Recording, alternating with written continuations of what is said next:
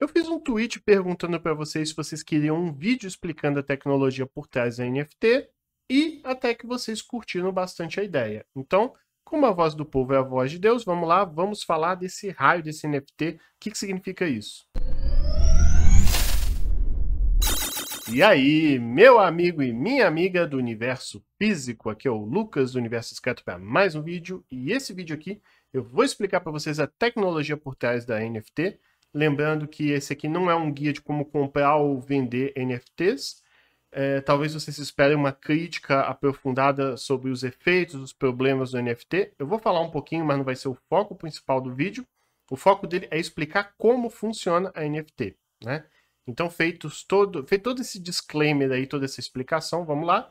Para começar, eu tenho que explicar para vocês, não tem jeito, eu vou ter que falar da famigerada blockchain, vou ter que falar que tipo de problema ela resolve, e já que a NFT depende da blockchain, enfim, vou ter que falar de tudo isso.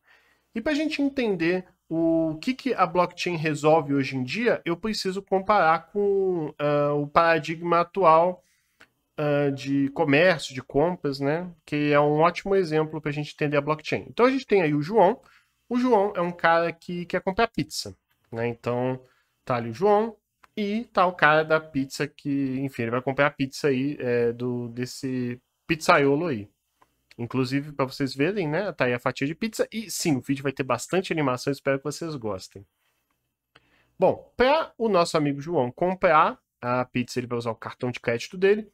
E como é que funciona o cartão de crédito? Eu sei que é um pouco óbvio, né? Depende do banco. Então eu nem vou entrar em muitos detalhes, para vocês meio que sabem aonde que eu estou chegando aqui. E o banco, o que ele é? Ele é essa entidade centralizadora, né? Que justamente controla quanto de dinheiro a gente tem.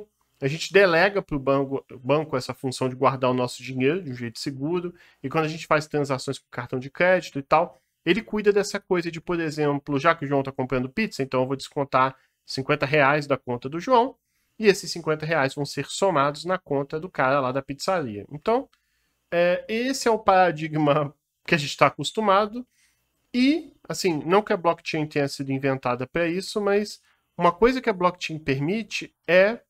Ah, sim, a pizza vai sair do pizzaiolo, vai para o João, tinha esquecido desse detalhe. E como é que eu consigo resolver esse problema de permitir que eu consiga fazer essas transações sem depender do banco?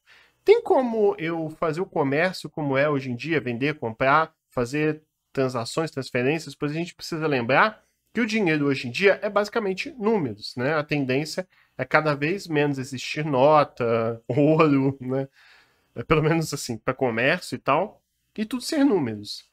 Mas como é que eu consigo fazer isso? Será que tem como eu fazer isso sem ter aquele carinha do meio ali, o banco?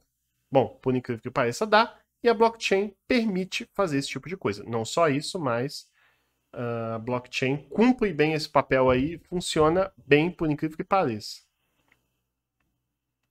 Então vamos ver agora um exemplo sem o banco. Vamos fazer a mesma transação aqui de uma maneira totalmente descentralizada que a gente fala, né? A gente vai fazer isso aqui sem depender do banco. E bom, como é que funciona? Aqui eu já vou ter que entrar em alguns conceitos. O nosso amigo João, né? Ele vai fazer essa transação agora basicamente como é o Bitcoin, né? Então, em algum momento da vida do João, ele vai fazer uma transação em algum sitezinho, em algum sistema, onde ele vai colocar 50, não é Bitcoin, mas 50 moedas digitais malucas aí, 50 reais virtuais, sei lá. Enfim, deu um nome aí, 50 universinhos discretos. Enfim. Ele vai mover esse dinheiro para a carteira dele de criptomoeda e tal. Então ele vai fazer essa transação. Essa transação já vai ser colocada na blockchain, né? Então temos o block, temos o chain, por isso que tem esse nome. No fim das contas, o que é esse cubo? Esse cubo é cada transação que é feita nessa rede, né? Nesse sistema, né? Vamos dizer assim. Cada transação que as pessoas fazem vira um bloquinho, e esses bloquinhos estão meio que conectados numa sequência, né? Eles seguem a ordem. A transação amarela ali do João foi feita antes da vermelha, que foi feita antes da azul, né? E por aí vai. E não existe mais banco, né? Vocês devem ter percebido aí que não existe mais banco, o que pode gerar alguns problemas, pois o João, um cara meio malandro, o João, já que ninguém tá vendo, não existe mais banco, Eu vou colocar 50, mas eu vou pagar 100. Eu vou comprar 2 pizzas na minha blockchain. Não tem ninguém vendo, né? Não tem banco, certo? Mas aí o João está enganado, pois não tem o banco, mas a gente substitui isso com pessoas observando, né? Cada pessoa ali é como se fosse um computadorzinho. E como é que funciona, na verdade, a blockchain? A blockchain não tem uma pessoa centralizando tudo, mas você tem várias pessoas na rede ao mesmo tempo olhando tudo que é feito. E essas pessoas estão sempre observando tudo, né?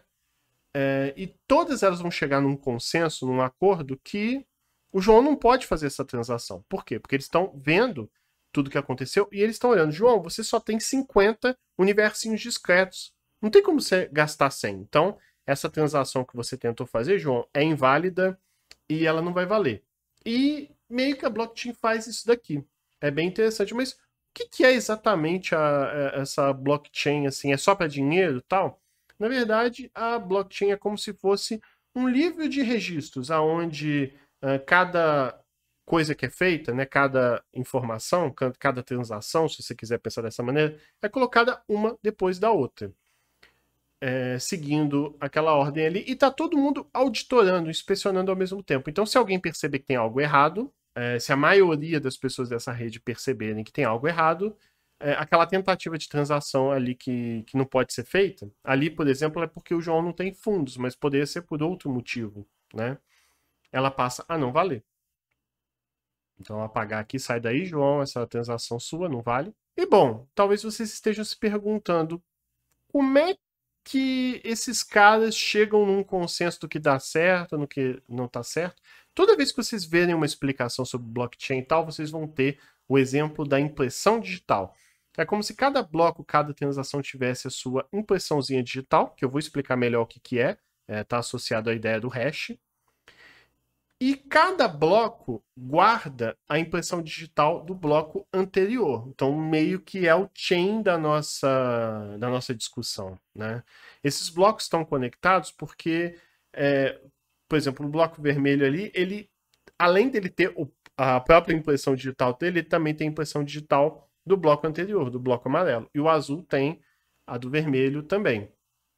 Isso acaba ajudando, pois a impressão digital é única para cada bloco. Se alguém tentar mudar algum bloco antigo, a impressão digital daquele bloco, por exemplo, se alguém tentar mudar as informações do primeiro bloco amarelo ali, isso muda a impressão digital do amarelo, que automaticamente muda a impressão do vermelho também, já que a impressão digital do amarelo nova tem que entrar ali. Então, isso muda a impressão digital do vermelho, que mudaria do azul, e do próximo, e do próximo, e do próximo. Então, é virtualmente impossível você mudar o que já foi feito antes.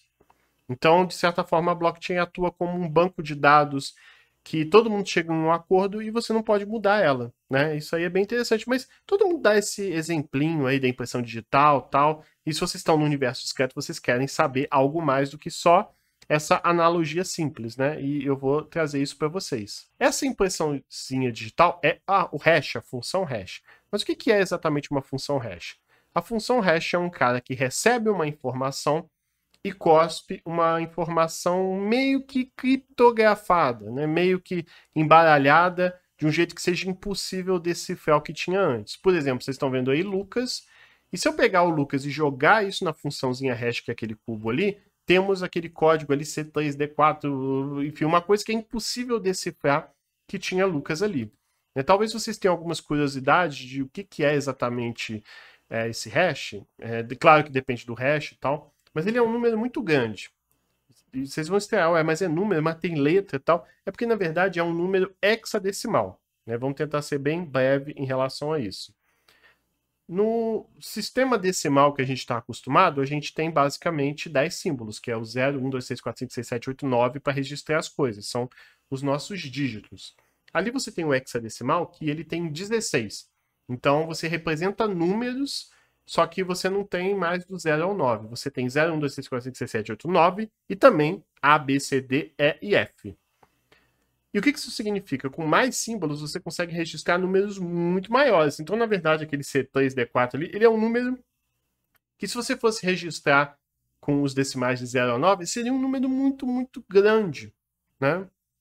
E acaba que esse hash pegou aquele Lucas e embaralhou para um número muito, muito grande. É impossível você decifrar ele. Então não tem como você voltar e adivinhar que aquele cara ali era Lucas originalmente. E olha que interessante, se eu pegar Lucas e só jogar um S no final ali, aquele Lucas, ele vira um outro código completamente diferente que aquele Lucas bem carioca, né? O Lucas e o Lucas bem carioca, elas são praticamente a mesma palavra, mas no hash viram coisas completamente diferentes. É impossível você decifrar, né? Então, hashes daria para fazer um vídeo à parte só falando de hashes, né? É um tema bem legal. Mas, ok, eu falei do hash e tal. Como vocês sabem que eu gosto de ir além nesse canal, falando de coisas, eu vou falar aqui do Proof of Work, prova de trabalho, que é o algoritmo por trás da blockchain que permite fazer essa mágica aí, né, essa mágica aí por trás do consenso, de verificar se não houve fraude. Então, o Proof of Work é um algoritmo que permite isso, fazer conferências, verificar se não houve fraude, e vocês vão entender também por que existe tanto processamento. Então, acho que para a gente entender, a gente precisa passar pelo Proof of Work, mas lembrando que, pelo amor de Deus, antes de continuar esse vídeo, se inscreve nesse canal, dá like, curta, compartilha esse negócio todo. A gente está chegando em quase 14 mil inscritos. Por favor, ajuda aí a fazer esse canal crescer. 4 anos de trabalho já vai fazer 5 e não está crescendo nada. Se você faz isso, você ajuda a continuar esse canal, fora ajuda com Pix, né? Tudo isso aí se você puder fazer isso, ou só compartilhar o vídeo, assistir sempre que sair, eu agradeço demais. Então vamos falar desse algoritmo Proof of Work, prova de trabalho, que justamente cuida dessa questão de verificar se houve fraudes na nossa blockchain, né? Ele ajuda a permitir que isso não aconteça, além de ser o principal culpado de criptomoedas ou cripto em geral demandarem tanto processamento computacional. Eu acho que se vocês virem como esse algoritmo funciona, vocês vão entender melhor isso. E eu vou mostrar isso aqui para vocês com um exemplo bastante didático. Então imagina que a gente tem pessoas, carinhas aqui na nossa rede. Então cada rostinho sorridente ali é uma pessoa, né, que realiza transações. Então ele verifica transações que são feitas, pode realizar transações também, né? É óbvio, é um exemplo didático, então só tem 4 carinhas, no mundo real são muito mais do que isso. E vamos imaginar que o carinha azulzinho ali, ele vai fazer a transação dele, que pode ser enviar o dinheiro para alguma carteira, mandar dinheiro para alguém, para outra pessoa. Então ele está iniciando ali a nossa blockchain, ele está inserindo um bloco aí com essa transação. E o que ele faz? Ele pega o megafone e grita para todo mundo: ó, estou iniciando uma transação aqui, estou mandando dinheiro para alguém, né? Esse megafone aí, na verdade, é o que a gente chama de broadcast. Ele compartilha essa informação para todo mundo e na mesma hora todo mundo recebe o bloquinho ali com a transação que ele quer fazer. Lembrando que isso não significa que a transação foi aceita. Todo mundo recebe uma cópia, então todo mundo tem uma cópia de toda essa blockchain ativa aí no momento, né? E é nesse momento que eles vão avaliar aí essa transação aí desse cara. E essa avaliação, de certa forma, é um jogo. Mas não esse tipo de jogo aí que vocês estão pensando, tá? É outro tipo de jogo. E como é que funciona esse jogo? Esse jogo depende muito daquele conceito de hash que eu falei para vocês. Então é como se todo mundo fosse fazer cálculozinhos de hash ao mesmo tempo. E a ideia desse jogo é mais ou menos o seguinte: todo mundo vai ficar jogando valores na sua funçãozinha hash, que é a mesma função hash de todo mundo. De certa forma, é chutando valores. Muitas vezes, parte desse chute tem alguma palavrinha, tipo o Lucas ali que eu mostrei para vocês antes. Mas a questão... Aí, por exemplo, eles podem chutar Lucas 1, Lucas 2, Lucas 3, enfim, várias combinações. O ponto é que eles vão chutando valores até que alguém consiga um valor abaixo de um certo limiar, de um certo limite. No nosso exemplo aqui, todo mundo vai ficar chutando coisas na sua hash até que atinja um valor menor do que 100. Por exemplo, o nosso amigo ali vermelho vai chutar 0 e ele não foi bem. Ele tem que chegar a um valor menor do que 100, nesse exemplo nosso didático ali, e ele chegou em 295. O nosso amigo verdinho ali vai chutar o número 1, 2, 3, 4, 5, 6 e ele foi melhor, mas ainda está longe, chegou em 267. O nosso amigo amarelo vai chutar 999 e 101, quase, bateu na trave. Tem que ser um número abaixo de 100. E todo mundo fica testando, chutando esses valores aí ao mesmo tempo, até que alguém conseguir primeiro um valor que no meu exemplo aqui é abaixo de 100. Eu vou comentar como que no Bitcoin real isso é feito. Aí vamos supor que depois de várias tentativas, o nosso amigo verdinho chutou 591 e na nossa hash ele sai o número 41. Nesse caso, ele se deu bem, ele ganhou esse jogo porque ele atingiu o valor primeiro e ele é premiado recebendo porcentagenzinhas do valor lá do Bitcoin. É o incentivo para que todo mundo jogue e é o prêmio que ele ganha aí por ter jogado esse jogo. O interessante desse Proof of Work é que obriga todo mundo a executar um trabalho por muito tempo. Em geral, na Bitcoin leva 10 minutos para o cara conseguir completar esse jogo. E o interessante desse limiar que eu falei ali, que no exemplo eu dei como 100, você consegue ajustar para cima ou para baixo. Como vocês devem ter percebido, se ao invés de 100 ali o valor fosse 20, um valor muito pequeno, demoraria mais tempo para todo mundo ganhar esse jogo. Se eu aumento esse valor, mais rapidamente alguém ganha. Então eu consigo ajustar a dificuldade aí com o tempo. E como de certa forma é um jogo de sorte, ter a melhor máquina não necessariamente faz com que você ganhe sempre. Claro, se você tiver uma máquina muito boa, pela lógica, você vai fazer mais tentativas rapidamente e normalmente você vai ganhar. Mas, por ter esse fator de sorte, todo mundo tem chance aí nesse jogo. Mas vocês ainda devem estar meio assim, beleza, mas eu ainda não entendi muito bem como que isso impede fraudes. Eu acho que uma boa forma da gente entender isso é pegando um exemplo de um cara fraudador agora, né? Um cara fraudador aí, vocês vão ver como esse algoritmo pode ajudar. Então imagina que tem 3 carinhas honestos ali que estão fazendo as transações felizes deles, né? E obviamente a blockchain está no mesmo estado de todo mundo. Aí, novamente, uma blockchain bastante simples, no nosso exemplo ali, com o amarelo e o vermelho.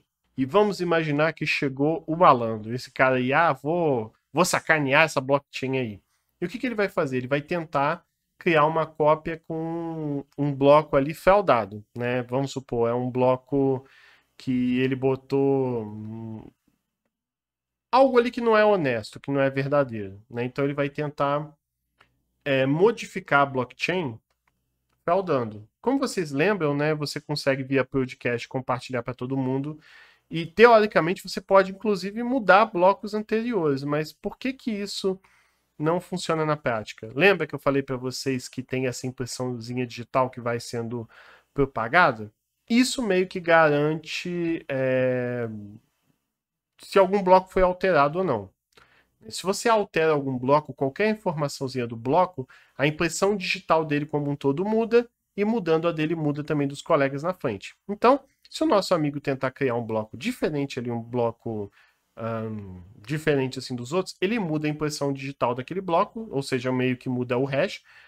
Quando eu falo da impressão digital, eu estou falando do hash na verdade, e muda ali para frente também. Mas não é só isso, tem uma outra questão. Lembra daquele joguinho também? Da mesma forma que os nossos amigos estão jogando aquele joguinho difícil que leva um tempo considerável para alguém ganhar, o nosso amigo vai jogar sozinho. Então ele vai demorar muito tempo para conseguir adivinhar qual que é o chute que ele tem que dar para atingir um valor menor do que 100, no nosso exemplo ali, para aquele bloco cinza.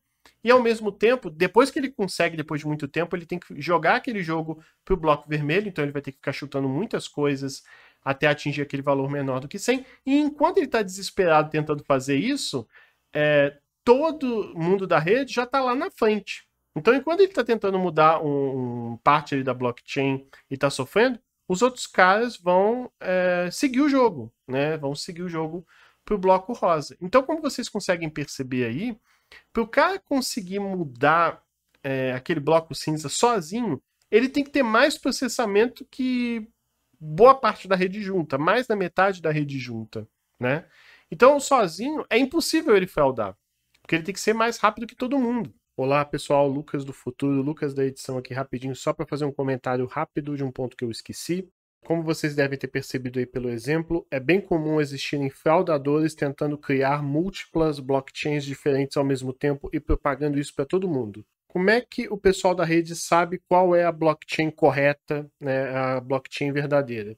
É pelo seguinte, as blockchains que mais tiverem trabalhos envolvidos, ou seja, mais blocos, sempre vão ser preferidas em relação às outras, pois como vocês devem ter visto aí, o fraudador sozinho leva muito mais tempo para introduzir blocos, transações nessa blockchain, enquanto o pessoal que está trabalhando na blockchain correta, trabalhando junto, avança muito mais rapidamente. Então, na dúvida, quando um nó dessa rede, quando uma pessoa da rede estiver em dúvida, ele sempre vai optar pela blockchain com mais blocos, que tem mais trabalho envolvido, e por isso que esse algoritmo está relacionado a essa prova de trabalho. Quanto mais trabalho, melhor, mais confiável é aquela blockchain. E até antes de eu avançar, no caso do Bitcoin, na verdade, eu falei que tem que ser menor do que um determinado valor, mas na prática, você tem que, por exemplo, gerar um número daqueles grandão com 60 zeros ou 50 zeros, né? Começando o número com 60 zeros, 50 zeros, meio que é isso que o Bitcoin faz na prática. E de certa forma, como eu falei para vocês, o Bitcoin ele tenta fazer isso aí em 10 minutos. Né? Ou cada novo bloco é validado assim, em mais ou menos 10 minutos. Na rede Ethereum, que é a base da NFT, que eu vou falar dela no vídeo ainda, normalmente cada bloco, todo esse processo é feito em mais ou menos 15 segundos. Mas beleza, vamos falar enfim do tal do NFT, estou um tempão falando. NFT é de Non-Fungible Token. Aí eu vou ter que falar sobre o que é algo ser fungível. Vou tentar ser bem breve, porque todo mundo faz vídeo pra caramba falando disso, né? Quando a gente fala de algo fungível na economia, é algo que é facilmente substituível, né? Itens que são muito parecidos assim no comércio, no mercado, e que têm o mesmo valor. Então, uma moeda de R$ 1 ou de €1 existe aos montes no mercado, todas elas têm o mesmo valor, são facilmente substituíveis.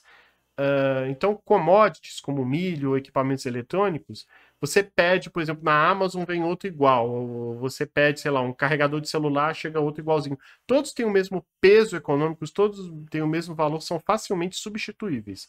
Fungível tem muito a ver com isso, ser facilmente substituível no aspecto econômico.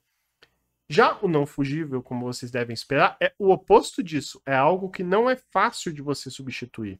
Um bom exemplo para dar em relação a isso é a minha cachorrinha Ada. A Ada, ela é não fungível, né, de certa forma. O que isso significa? Essa minha cachorrinha, a Ada, ela é única. Eu posso ficar batendo de casa em casa perguntando se existe uma Ada na casa da pessoa no mundo inteiro e certamente eu não vou achar. Por quê? Porque para eu ter uma Ada igual essa Ada aí, eu tenho que voltar lá para 2015, quando eu adotei ela. Ela tem que viver as mesmas experiências que ela viveu esse tempo todo com o Lucas de 2015, as casas que ela viveu, as experiências que ela teve. Então, a Ada é única. Eu não consigo substituir uma Ada assim. Mesmo que eu ache uma muito parecida, eu não vou achar as que têm a mesma experiência, memória. Mas tá, eu acho que você quer um exemplo melhor do que minha cachorrinha. Casas, de certa forma, também são não fungíveis, porque casas são muito únicas também, depende do local, dos cômodos, do tempo dela de construção. Então, não são facilmente substituíveis assim no aspecto econômico, né? Um outro exemplo, tem essa HQ aqui do Batman e do Superman, assinada pelo Stan Lee. Isso é não fungível pra caramba, pois é fácil você achar no mercado uma outra, né? Infelizmente, o Stan Lee já não está mais entre nós. Ainda tem essa questão, ele estar assinando do concorrente. Seria como se um jogador do Flamengo assinasse a camisa do jogador do Vasco. Então, é uma coisa muito única, assim, também não fungível. Mas, obviamente, o exemplo que vocês estão esperando que eu fale é de arte. Arte também é uma coisa não fungível pra caramba. O que aquele autor fez é algo único, aquela pintura, às vezes é um autor que já está falecido, então nem preciso dizer que o não fungível acaba tendo um valor econômico muito absurdo em relação ao fungível, porque é uma coisa única pra caramba. Mas beleza, vamos agora entender dentro da blockchain, com tudo que a gente viu aqui, o que significa o token aí. O token, ele é um ativo quando a gente fala em cripto. Normalmente a gente pensa logo de cara em valores monetários. Ah, eu tenho X bitcoins, eu tenho um token. Eu tenho o próprio NFT, né, que eu vou falar melhor, ele é um token. Mas vai muito além disso. Confesso para vocês que eu não sou tão entendido dessa parte de cripto para entrar em detalhes dos tipos de token que tem. Mas tudo que é ativo, algo que você tem no blockchain, seja, sei lá, um contrato ou alguma coisa que te dá, existe um valor ali econômico, tudo isso é um token. E de certa forma, fazemos transações aí com tokens o tempo todo quando a gente fala da blockchain. Trocando em miúdos tudo aqui que a gente falou, a NFT, na verdade, é o quê? É um ativo que te diz, ó, o Lucas, ele é dono disso daqui. E especialmente dono de algo não fungível, que aí entra a arte, imagem.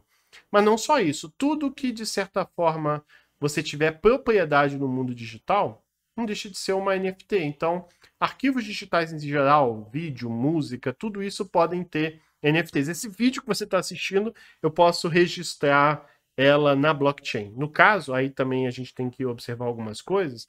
Normalmente, quando a gente está falando de NFT, a gente está falando na blockchain da Ethereum, que não é a mesma do Bitcoin, ainda que você possa colocar Bitcoin ali, enfim. Que, na verdade, a Ethereum é meio que um ambiente onde você programa coisas, aplicações e tal, nessa blockchain específica. E tem a criptomoeda própria, que também chama Ethereum. E normalmente essa maluquice de NFT é na Ethereum. E aqui tem um exemplo de, enfim, uma NFT que eu estou registrando na blockchain. Como vocês viram, ele vai ter um hash próprio dele, que identifica unicamente aquela impressão digital que eu vou passando ali para os vizinhos. Você tem os metadados, que são as informações que, enfim, aquele bloco vai ter. O nome da NFT em questão, muitas vezes a imagem, o pessoal até faz meme, piada que isso, que em muitos casos, a própria imagem que você tem propriedade, você comprou, muitas vezes não está na própria blockchain. É um link que está em outro local. Mas pelo que eu estudei aqui, você pode ter a imagem também registrada dentro da blockchain, tá? Até deixando bem claro isso, eu não sou super especialista, então um errinho ou outro eu posso acabar cometendo. Se isso acontecer, eu peço desculpas. Eu até peço que vocês comentem aí para corrigir alguma coisa que porventura eu falo de errado, que eu vou fixar aí no comentário. A própria descrição da NFT, dizendo o que ela é tal. O nome do token, que meio que identifica aquela NFT que você vai ter, aquele ativo que você tem, igual eu estava explicando, e também quem criou. E observa que essa coisa de quem criou é muito importante. E aí, ao longo da blockchain, além das transações que vocês fazem com criptomoedas, tal, no meio daquele bolo, você vai ter, em algum momento, alguém registrando aquela NFT e também, em algum momento, um registro dizendo que alguém comprou aquela NFT, né? Então, ela passa a ter um novo dono. Aí, como vocês estão acostumados aí a ver, né? O novo bloco vai ter impressão digital, o hash do bloco antigo e o novo hash ali. E a informação que aquele token foi vendido para fulano por um Ethereum, né? Que foi o exemplo ali que eu dei. Então, esse tipo de transação vai comumente sendo colocado aí dentro da blockchain. E claro, eu sei que vocês vão querer que eu comente de alguns memes, de algumas situações aí importantes. Mas você tem esse meme aí recorrente da pessoa roubando uma NFT, que é mais ou menos o quê? Você tira print, você salva, já que é um JPEG, aí você vai lá, muda um pixel, gerando um outro NFT diferente que você pode vender, né? Existe esse meme recorrente e eu vou tentar meio que explicar o furo. Vocês devem imaginar, né, o que eu vou explicar aí para justificar esse tipo de coisa. Não faz muito sentido essa ideia de roubar a NFT, pois, de certa forma, a blockchain é como se fosse um cartório. Você está registrando ali quem tem a propriedade por trás daquele JPEG. Então, você ficar copiando para lá e para cá meio que não faz diferença. Muitas pessoas dizem até que valoriza e tal a própria NFT. Mas eu vou tentar comentar isso daí com um outro exemplo, né? Imagina que alguém vai pegar uma arte como a Mona Lisa e fazer transações NFT com ela. Então, em algum momento, você vai ter o dono, né, daquela arte ali originalmente, o Museu do Louvre, registrando esse token aí, Mona Lisa. Então, ele vai estar bonitão na blockchain lá, no caso ali da Ethereum. Pode vir um Zé Mané que vai tirar print, mudar um pixel, fazer piada e registrar o token Mona Lisa com O, com U, criado pelo Cleitinho. Pode, mas aí fazendo analogia, seria como se mais ou menos no mundo real tivesse a Mona Lisa sendo vendida no Louvre e tivesse um cara na porta tentando vender a foto também. Vocês têm que lembrar essa questão da grife, né? Uma coisa é você ter o token Mona Lisa criado pelo Museu do Louvre. O criado pelo Cleitinho, ninguém se importa. Se você tirou print, mudou um pixel e registrou de novo, ninguém se importa. As pessoas se importam com a grife de quem criou. Então, é só o meme mesmo, Trollface, que muda o pixel e tal. E aí um ponto interessante que eu queria comentar para vocês, que é importantíssimo quando a gente fala da Ethereum e tal, é a questão dos smart contracts, os contratos espertos. Esses caras, na verdade, são programinhas dentro da blockchain da Ethereum, e talvez seja a principal razão da Ethereum existir, que é essa ideia dos smart contracts, que é um programinha que quando alguém atende algum critério, alguma condição, ele já automaticamente faz algo, né? Já envia o dinheiro para alguém, já registra aquela coisa. É bem comum no NFT existirem smart contracts que no momento que alguém paga um determinado valor, automaticamente existe a transferência daquela NFT, passa aí pro fulano, pro ciclano, igual tá no exemplo ali. Se alguém oferecer 3 milhões, vende a NFT para alguém. Talvez por isso o pessoal goste tanto da Ethereum, que dá para você programar esse tipo de coisa, programar coisas dentro da blockchain da Ethereum. Inclusive, eu acho que é uma linguagem de programação chamada Solidity, que lembra muito JavaScript. Mas, bom, vocês vão querer que eu fale também dessas questões aí, vendeu por valor maluco, tal coisa. Talvez aí também gera muita confusão, igual no primeiro exemplo ali que vocês viram. Um grupo, eu nem entendi direito a história, então vou explicar o que eu entendi. Parece que um grupo pagou 3 milhões para um livro físico real do Duna, uma adaptação cinematográfica de um outro diretor, e eles acharam que por registrá-la na NFT, meio que eles teriam o direito autoral da obra, de fazer animação, filme, assim, uma confusão de que você ter a NFT não significa que você é dono daquilo no mundo físico.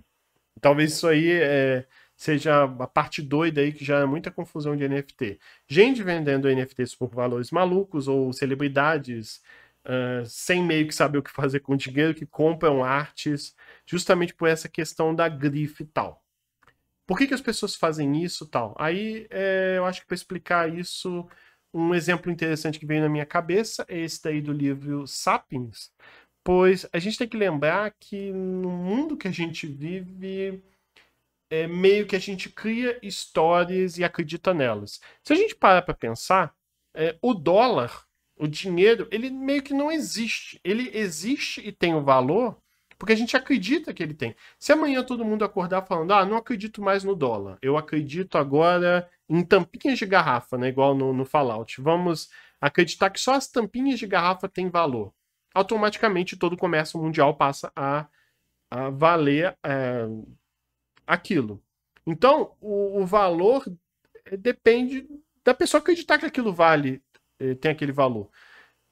Se amanhã todo mundo perceber, tem razão, bobeira, a gente está pagando 6 milhões em NFT, vai automaticamente despencar o valor, estourar uma bolha, esse tipo de coisa. Então, no fim das contas, algo vale se a pessoa acreditar que aquilo tem aquele valor, né? E meio que é o que está rolando aqui.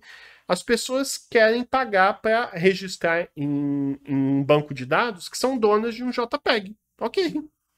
Faz parte da vida. Se a pessoa acredita. E quem comenta isso justamente é o Yuval Harari lá no Sapiens. E eu também sei que vocês vão querer que eu fale das questões ambientais, tal, de NFT. Foi até uma das razões de eu explicar o Proof of Work nesse vídeo aqui, para vocês entenderem o tanto de processamento que muitas máquinas fazem. Um processamento que, sim, pessoal, é estúpido. A máquina fica chutando coisas até acertar um determinado valor.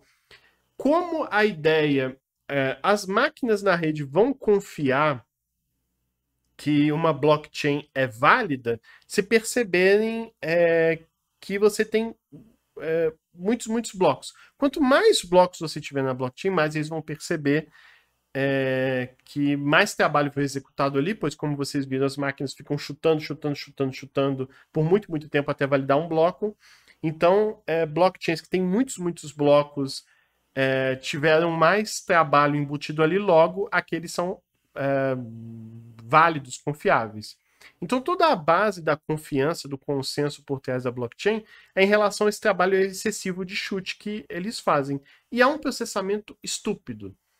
Se a gente for parar para pensar que muito trabalho é feito para registrar que alguém é dono de um JPEG, e isso tem um efeito de carbono e tudo mais, então sim, é uma coisa um tanto estúpida. E o próprio pessoal de cripto meio que tem consciência disso, tanto que o pessoal está tentando substituir esse algoritmo do Proof of Work por esse Proof of Stake, que é o prova de aposta, que é uma tentativa de substituir, onde ao invés de fazer aquela coisa meio jogo, meio loteria, é como se você atribuísse máquinas da rede a fazerem aquele trabalho, só que meio que elas deixam um dinheiro guardado. Para quê? Se aquela máquina que foi atribuída aquele valor não validar corretamente um bloco, ela é punida com aquele dinheiro que ela guardou. Então todo mundo meio que tem um dinheiro guardado e vai fazer esse trabalho de validação. Se alguém validar errado, ele é punido perdendo aquele dinheiro. Então você meio que tem um incentivo para ninguém errar. É uma tentativa de não ser um processamento tão estúpido, o processamento ficar mais eficiente, mas parece que é um pouco difícil ainda botar isso na prática. Está num momento profundo aí de pesquisa, de tentar validar isso daí. Seria uma maneira de tratar esse problema. Os países estão buscando maneiras de lidar com isso, querendo ou não, não é só a NFT, a criptomoeda. A gente faz muita coisa, esse carinha aí chamado capitalismo obriga a gente a fazer muita coisa que é custosa para o meio ambiente. Então, muitos países estão buscando substituir essas fontes energéticas por outras que não gerem tanto dano assim. Talvez não na velocidade que a gente gostaria, mas é uma ideia que faz sentido, já que, querendo ou não, a gente vive no capitalismo. O capitalismo preocupa com um negócio que é o PIB, todo mundo produzir pra caramba. Como a gente é muito dependente de tecnologia, a gente também é dependente de energia elétrica. Então, meio que brigar em gastar menos energia elétrica é um trabalho que não vai chegar em lugar nenhum. Então, essa questão de substituir essas fontes é importante. Claro que tem países que estão tentando proibir por conta desse alto custo energético, mas não tem jeito. Se um país como a China proíbe, todo mundo vai para outro país. Então, é uma questão aí complicada. Eu vou pincelar aqui para vocês, mas eu não sou profundamente entendedor dessa parte de carbono, engenharia elétrica, meio ambiente. Então, só pincelar que sim, é um problema. E estão se tentando buscar algoritmos mais inteligentes para isso, mas é uma coisa que a gente precisa correr para dar tempo. Certo, pessoal? Então é basicamente isso. Eu espero que vocês tenham gostado desse vídeo. Não deixe de curtir, compartilhar e se inscrever, que ajuda muito. Nos vemos nos próximos vídeos aí. Obrigado, membros, por todo esse apoio. E é isso, valeu e muito obrigado.